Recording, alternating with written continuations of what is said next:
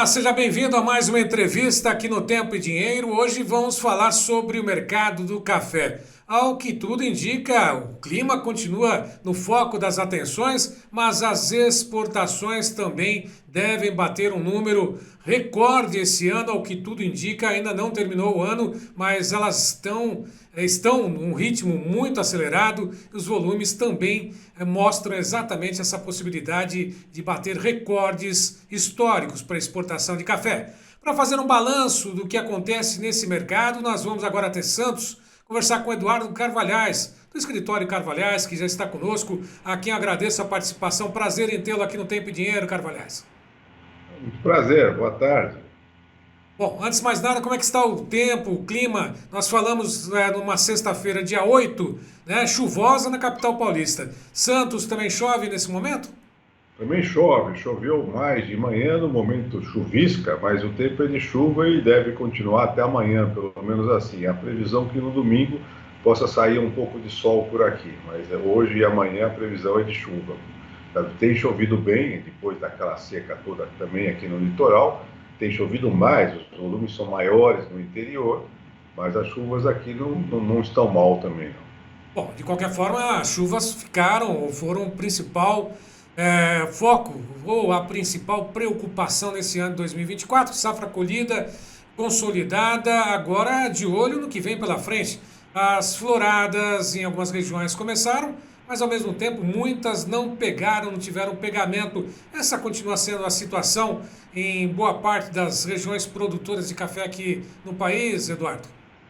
E era esperado isso, né? Que nós já temos, mesmo com as chuvas, que são muito boas, estão até nesse mês de outubro, agora nesse início de novembro, até acima da média, né? Da média histórica, mas em compensação nós tivemos 150, 160 dias de seca, com muito pouca chuva em praticamente todos os cafezais brasileiros, e nós não podemos esquecer que o café é uma árvore perene, então ele já vinha desgastado de 2023, quando também secas e frio fora de hora também, fizeram com que nós tivéssemos uma quebra nessa safra 24. Além da quebra, nós tivemos uma frustração muito grande no tamanho das sementes, dos grãos, como nós chamamos, né? Com muito pouca peneira 17 e 18, assim, uma coisa de chamar a atenção. Só algumas áreas irrigadas ou algumas pequenas, algumas propriedades que foram mais felizes, com um pouco de chuva, nós tivemos uma porcentagem razoável de peneira 17 e 18, mas como um todo foi muito baixo. Há uma demanda por esses cafés para atender contratos já feitos com antecedência e difícil de achar esses cafés. Então, nessas árvores que já estavam desgastadas, elas enfrentaram então essa seca aí de 150 dias e agora as chuvas apareceram. Com as chuvas, as floradas vieram, e isso sempre, para nós que trabalhamos em café, é comum. Quando as árvores estão desgastadas e com poucas folhas, a florada fica maravilhosa. Eu recebi aqui, todos receberam fotografias de floradas assim, com os cafezais todos brancos. É uma coisa muito bonita, e quem não viu, ver isso aí.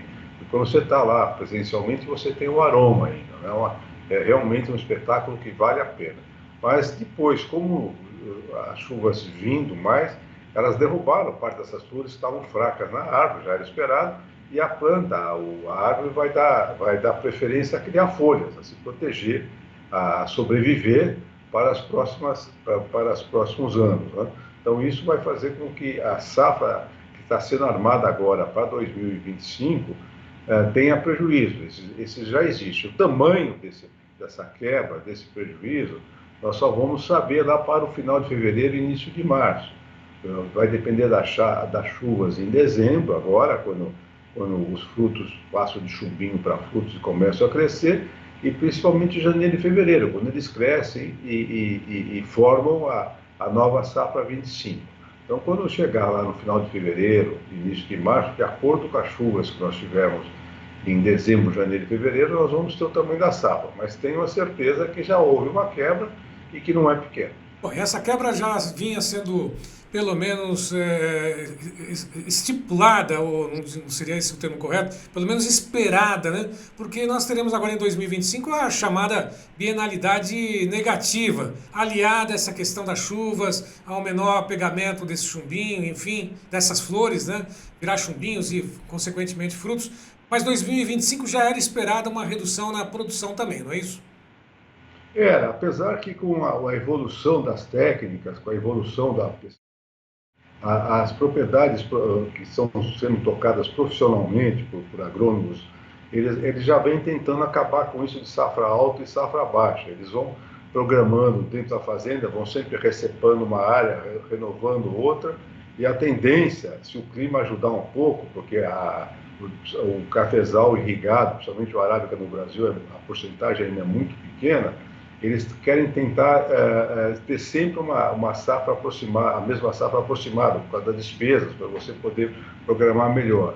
Eles vêm trabalhando em cima disso, a produtividade cresceu muito, e sempre todas as propriedades, todos os cafezais estão se tentando ter sempre uma parte sendo renovada, uma parte produzindo e uma parte sendo recepada para se ter uma safra média mais ou menos constante. Mas esses problemas climáticos têm impedido até agora que nós cheguemos nesse novo estágio de produção no Brasil, que vai ser muito bom. A gente não ter esses picos num ano e uma quebra forte no outro. A tendência é essa. Agora, o problema climático tem atrasado essa programação. Bom, é só até uma questão, até para poder ressaltar, né? Que em breve, talvez no futuro próximo, não vai se falar mais nessa questão de safra grande e safra pequena, aliás, na bienalidade, né, negativa ou positiva. Isso vai acabar, é isso, Eduardo? Vai acabar ou vai diminuir muito a diferença entre o ano de safra alta e o ano de safra baixa. Em cima disso, que todos trabalham aqui no Brasil. Infelizmente, os problemas climáticos mais sérios que nós temos tido nesses últimos 3 anos estão atrapalhando nós chegarmos nesse estágio, mas nós vamos chegar lá. Bom, o mercado tem reagido, sem dúvida, nesse ano 2024. Foi surpreendente a alta, principalmente do Conilon, que no primeiro momento ultrapassou inclusive as cotações já altas do Arábica, depois reduziu um pouquinho com a safra do Vietnã. Mas mesmo assim o Vietnã ainda começa a despontar aí com mais problemas, né? Diminuição até mesmo naquilo que vinha sendo programado com os problemas já estabelecidos por lá. E nós temos aí mais uma alta, né, registrada no mercado, né? O Conilon começa a subir de novo, a Arábica começa a subir de novo. Esses indicadores começam a ter uma nova reação. Será que tudo isso volta a animar um pouquinho mais o mercado no quesito preços, né? Porque o produtor vai ter que ter esse café para entregar e aproveitar os bons preços também, né? Eu tenho falado que nós temos uma base dos fundamentos disso, que são o consumo vai bem no mundo, apesar de todos os problemas, agora começa a crescer com mais força na Ásia, a China desponta com um mercado muito promissor. Nesse ano agora, de 2024, quando nós fecharmos esse ano, lá no final de dezembro, nós vamos ver que a China, entre os principais compradores do Brasil, deu um belo de um salto. Ela vai ficar aí entre o sexto e oitavo lugar, depende desses últimos meses. Antes ela ficava ali por 20º, vem crescendo. Quer dizer, o crescimento do consumo na China está sendo consistente, ainda é pequeno para o tamanho do país, para o número de habitantes que tem, mas vem crescendo. O número de cafeterias cresce de um modo espetacular. Os entendidos falam que o número de cafeterias na China já está maior que nos Estados Unidos, não o consumo, mas o número de cafeterias. E eles estão se acostumando muito bem com o sabor do café brasileiro. O chinês está aprendendo a tomar café e usando muito o brasileiro, que é bom para nós. E esses problemas que nós temos enfrentado são aqueles problemas bons, derivam daquilo que nós já conversamos, de que o Brasil bateu em 20 milhões de sacas no finalzinho do século XX, início do século XXI. Aí em 2009 nós já passamos para 30 milhões e depois para 40. Agora nós estamos batalhando aí em torno dos 45 milhões de sacas. Isso fez com que nós esgotássemos nossos estoques, com isso de ano de safra alta e safra baixa. Juntou com isso os problemas climáticos, que são globais, e está aí o quadro armado. Esses preços, como pularam ontem, hoje caiu. Por que caiu hoje? Começou com uma realização de lucro, depois daquela alta de mais de 1.000 pontos ontem, e depois juntou com uma forte alta de novo do dólar frente ao real hoje. Na hora que as bolsas fecharam, e fecharam presente com 705 pontos de baixa, o dólar estava com quase 2% de alta em relação ao real, estava com 1,9 e alguma coisa. Depois nós temos que ver como é que no final do dia, agora às 5 da tarde, esse dólar vai fechar. E aí nós vamos ter, mas você não tem a dúvida que essa recuo hoje foi uma parte de realização de lucro e a outra foi esse pulo enorme do dólar frente ao real. Nós vamos continuar convivendo com isso também, nós estamos numa época de mudança na economia, aqui dentro temos isso de pacotes para tentar conter gastos, pois nós tivemos essa eleição do Donald Trump dos Estados Unidos, uma eleição com uma ampla maioria, com bastante consistente, e isso já faz todos os mercados, não só o café, tentar projetar como é que vai ser a política econômica no novo governo a partir de janeiro. Certamente vão haver mudanças, eu sou otimista com essas mudanças, mas nós não sabemos quais são ainda. Ele vai montar a equipe dele agora, existem aquelas promessas de campanha, vamos ver para que lado vai isso, mas certamente a partir de janeiro nós vamos enfrentar um novo quadro da política econômica mundial. Como é que vai ser a política do novo governo perante a China, perante a Europa toda, lá dentro dos Estados Unidos, quais vão ser essas mudanças? Isso tudo causa apreensão para todos os operadores de mercado, para todos os investidores, que vão pegando posições de defesa até ter certeza do que vai acontecer. Então, esse sobe e desce vai ser muito comum, mas eu acho que é aquele fundamento de que seja, não existe estoques no mundo de estoques de garantia que garantam uma quebra de safra. E o consumo indo bem, mesmo aqui no Brasil, nós vamos fechar esse ano com alta de consumo, entre 1% e 2%. Num ano em que o preço do café ao consumidor cresceu mais de 30%, nós tivemos problema de inflação, né? Com tudo isso, o consumo continua crescendo aqui no Brasil também. Então, é um quadro com bastante variáveis, né, que fica difícil saber qual é a resultante disso, mas eu tenho a impressão que os preços são sustentados, vão continuar assim, com essas barrigadas normais. Você veja ontem qual foi a alta, hoje a baixa, isso vai continuar e depois temos que ver como é que vai ser o clima esse tempo todo. Agora, mesmo assim, eu sou bastante otimista com o mercado de café. O produtor brasileiro se especializa cada vez mais, as nossas produções de conilon crescem, a qualidade cresce. Nós estamos nessa fase do mundo bastante confusa, mas os preços vão se sustentar em meio a muito sobe e desce na bolsa, de especulação de interesse de curto prazo. Bom, de alguma forma, no começo desse nosso bate-papo, você falava a respeito do volume de exportações do Brasil, que deve bater recordes, né? E isso ainda não foi confirmado, mas ao que tudo indica, ao depender do resultado mensal, deve acontecer, bater esse recorde esse ano, não, Carvalhais? Faltam os embarques de outubro, vão ser divulgados agora, vão ser muito bons, aí em torno de 5 milhões de sacas. O número final nós devemos ter aí em janeiro, na segunda ou próxima terça-feira, mas depois falta novembro e dezembro, mas pelo andar da carruagem aí, nós já podemos quase que afirmar que vai ser recorde, vai ser o maior volume de ano calendário, não de ano safra, já embarcado para o Brasil. Estou falando de volume. Preços, nós vamos ter que ver se também foi um preço também recorde ou não, mas em volume vai ser sim. E isso mostra como vai bem o consumo no mundo, porque nós estamos batendo esses recordes, mas substituindo os embarques de outros países. Você não pode esquecer que ainda essa semana o Vietnã informou que de janeiro até setembro, até outubro, os embarques deles caíram em torno de 12%. Foi aí nesse vácuo que nós entramos. Isso é muito bom, nós estamos exportando volumes recordes de café conilon, e esse conilon está entrando no lugar do robusta do Vietnã. Isso é bom, primeiro, por receita para nós, e por novos mercados que nós estamos abrindo, e acostumando esses consumidores com o gosto do nosso conilon versus o robusta. Nosso conilon melhorou muito de qualidade nesses últimos 20 anos, e eu tenho certeza que esses compradores vão gostar do café que estão recebendo. Bom, e de alguma forma, só para poder ressaltar, né, nessa última quinta-feira, o indicador do Arábica, segundo o CPEA, fechou 1.592,18, uma alta de 4,38% no acumulado esse mês de novembro. E o Conilon 1.499, alta de 2,70%, voltaram a apresentar variação positiva. Aliás, falando sobre o Conilon, para quem nos acompanha, Brasil afora, aqui no estado de São Paulo, o governo do estado de São Paulo quer incentivar, inclusive, a produção, ampliação de áreas com Conilon. É uma saída, realmente esse é o caminho para que o cafeicultor possa ter mais renda e o mercado ser atendido também pelo Conilon, como você mesmo disse, pegou ou ter um gosto internacional esse Conilon, substituindo o Robusta no Vietnã, Eduardo?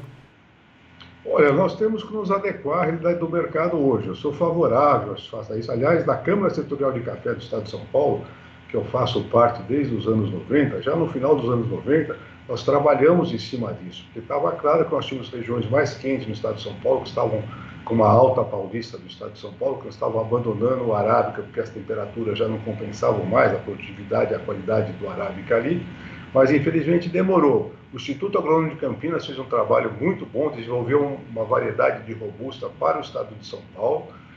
Foram feitos vários campos experimentais, mas essa produção não chegou a decolar. Agora o governo do estado volta a fazer uma campanha disso e é muito bom, porque o consumo do estado de São Paulo é o maior do Brasil por estado e nós estamos importando Conilon da produção de outros estados. E, ao mesmo tempo, nós temos aqui produtores de café, que foram produtores de café, que sabem plantar, sabem colher, sabem comercializar, e eles rapidamente podem se adaptar ao Conilon, e seria mais trabalho para o Estado de São Paulo, mais renda aqui e mais imposto para o Estado de São Paulo. Eu gosto da ideia, isso não vai atrapalhar a produção de arábica, que são em outras regiões, mas se nós não produzirmos aqui, uma parte dos produtores de arábica resistiam muito a isso, não é que nós vamos usar só o arábica aqui, nós acabamos trazendo o Conilon de outros estados, seja de Rondônia, seja do Espírito Santo, ou seja da Bahia, como acontece no momento. Porque essa condição de preço, principalmente para o café tradicional, se o industrial do estado de São Paulo não tiver preços competitivos, ele perde também na prateleira do supermercado para cafés que vêm de outros estados. Portanto, é boa a notícia. Demorou muito para acontecer, veja, nós falamos disso desde o final do século XX, nós estamos já no final de 2024, demorou quase 30 anos, mas vamos ver se o governo atual consegue realmente desenvolver, deslanchar com essa ideia da produção de Conilon no estado de São Paulo. Bom, ao mesmo tempo que nós temos uma notícia boa, né, desse incentivo no Conilon, por outro, o mercado ficou assim um tanto quanto receoso. Aliás, os produtores, né, reclamaram muito no estado de São Paulo da intenção do governo se desfazer daquela fazenda Santa Elisa, né, que é uma das áreas de pesquisa, né, desenvolver os principais cafés, né, por dizer assim, no estado de São Paulo. E nesse sentido, será que vai ser uma decisão acertada se desfazer desse patrimônio, dessa pesquisa do próprio IAC com a venda dessa fazenda? Na tua opinião, Eduardo?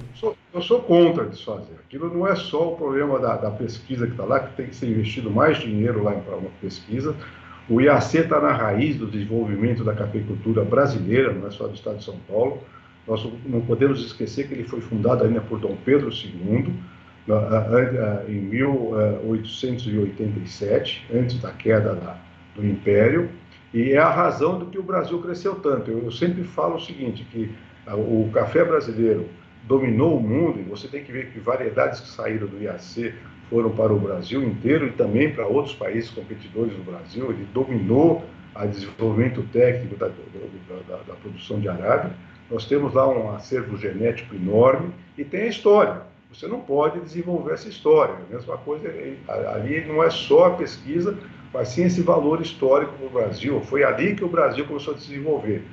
O café enriqueceu o estado de São Paulo, o dinheiro do café industrializou depois o estado de São Paulo e daí para o resto do Brasil, levou a cafeicultura para outros lugares, e é uma coisa muito importante. Nós que estamos aqui com o Museu do Café em Santos, dentro de um outro prédio histórico, que é o da Bolsa Oficial de Café, achamos que é muito importante desenvolver. Tem toda aquela história da Fazenda Santa Elisa.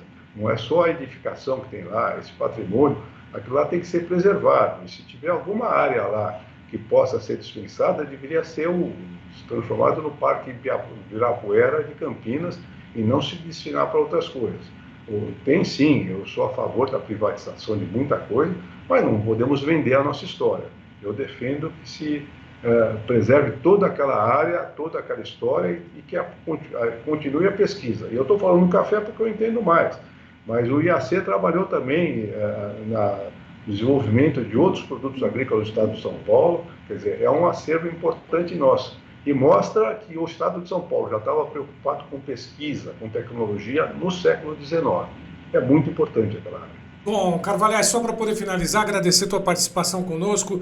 Diante dessa oscilação dos preços no mercado internacional, essa atuação dos fundos em relação a Trump, né, eleição nos Estados Unidos, a variação do dólar, sobe, desce, política econômica aqui no Brasil, né, que recado você deixa ao cafeicultor? Como é que ele deve se proteger? Deve continuar na atividade cada vez mais focado nas ferramentas de proteção, de variação de preços? Todos que nos acompanham nesse momento, Brasil afora, os principais cafeicultores que aí estão. Qual o recado que você deixa? Bom, eles têm se protegido, eles têm vendido aos poucos, agora eles vendem. Se dizer que eles não participam não é verdade, senão nós não estaríamos embarcando 5 milhões de sacas nesse último mês de outubro. Esse recorde que nós vamos bater nesse ano de 2024 mostra que o cafeicultor vem vendendo aos poucos, com cuidado, preocupado com o estado dos cafezais, preocupado com 2025, mas vem vendendo aos poucos. Quanto a se proteger, é aquele negócio da dificuldade que você sabe. Como é que vai ser o mundo com o novo governo americano? O que vai acontecer o ano que vem com a seca? Os problemas climáticos não terminaram agora em 24, eles continuam e continuam no mundo todo. Agora mesmo, com o início da colheita lá no Vietnã, você veja como são as coisas. Entrou lá uma tempestade tropical, uma tempestade com muita chuva. Essa chuva vai atrapalhar a colheita do Vietnã, pode atrasar e principalmente mexer com a qualidade dessa nova safra do Vietnã. O pessoal fala, mas caiu lá, houve uma quebra, mas é muito café entrando. Esse café entrando nesses próximos meses no mercado mundial, qual vai ser a reação dos preços do Robusta no mundo? Você veja, são tantas coisas acontecendo ao mesmo tempo que fica difícil saber o que vai acontecer e ele saber qual é a melhor proteção para ele. Outra coisa, como é que vai ser o novo governo americano quanto a essas guerras que nós temos? Qual vai ser a ação dele na guerra, na invasão da Ucrânia pela Rússia? Diz o Trump que vai se dedicar a isso. E no caso de Israel também, no Oriente Médio. Como é que vai ser? Nós vamos conseguir acabar com aquele problema que nós temos no Mar Vermelho, que atrapalha muito o comércio mundial, não só o de café, por ficar difícil a passagem dos navios por ali, tendo que dar grandes voltas, dando esses problemas todos de atraso de embarques de produtos. O café foi muito prejudicado nesse semestre por falta de contêineres devido àquele problema no Mar Vermelho. Veja quantas variáveis nós temos aí, fica difícil enxergar o que vai acontecer. E por baixo, o pano de fundo que café sobrando não tem no mundo. Não podemos falar em falta, porque os produtores se dedicam a produzir o máximo possível, mas não vai sobrar café, o consumo está crescendo. Tá bem? Então, veja, o produtor tem aí uma interrogação muito grande de como agir daqui para frente. Agora ele vem participando do mercado, vem vendendo café, como eu disse, com calma, mas vende, e a prova disso é que você não vê supermercado desabastecido. Nós não podemos esquecer que o maior comprador de café brasileiro é o Brasil, né? E também as exportações estão tendo um desempenho muito bom. Agora o café diminuiu em mão do produtor, o café que existe aí, a maior parte já está na mão de traders, né? A grande pergunta do momento é o que resta ainda de café na mão do cafeicultor brasileiro, seja do produtor de arábica ou do conilon robusto. Essa é a maior interrogação que nós temos no mercado, já começa muita gente a tentar saber, porque nós temos todo um semestre para ser abastecido com esse café. E com os volumes que nós embarcamos agora, de julho até dezembro, nós começamos a desconfiar que tem pouco café para os embarques de janeiro, fevereiro, março, abril, quando devagarzinho vai começar a entrar a nova safra 2025. Eduardo Carvalhais, muito obrigado pela tua participação, fazendo aqui um raio-x, né, do que acontece nesse segmento, sem dúvida nenhuma, que ainda considera-se que é o momento da cafeicultura, é o momento do cafeicultor aqui com essa recuperação de preços e, é lógico, expectativa de demanda crescente, global, a cada dia, enfim. Muito obrigado pela participação, até uma próxima. Até a próxima, bom final de semana. Obrigado igualmente. Bom, lembrando mais uma vez, e sempre que nossas entrevistas, bate-papos estão nas mídias sociais do Tempo e Dinheiro. Vá lá, curta, comente, compartilhe, se inscreva e também faça parte do clube de assinantes do Teide. Como sempre, João Batista Olive está ali, ó, teclando, né? Convidando a todos para que façam parte desse seleto clube de produtores mais bem informados desse nosso Brasil. A todos que estiveram conosco mais uma vez, meu muito obrigado. E até uma próxima!